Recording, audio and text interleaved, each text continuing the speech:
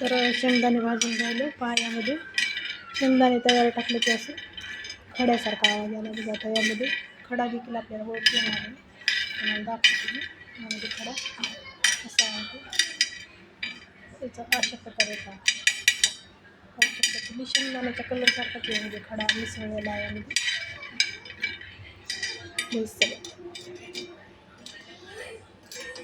कशी प्रत्येक अन्नपदार्थामध्ये आता भेसळ चालू आहे का पाहू शकता तुम्ही खडा.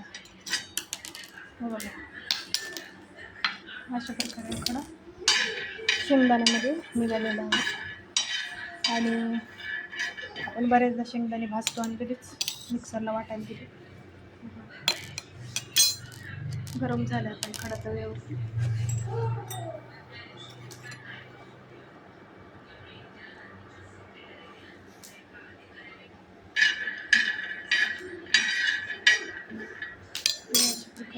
खडा असं वाटतो त्याने एकदम शेंगदाण्यासारखा कलर आहे आता. शेंगदाणे बघून भाजायचे आणि साल काढून चांगले निसूनच वाटून घ्यायचे मिक्सरला.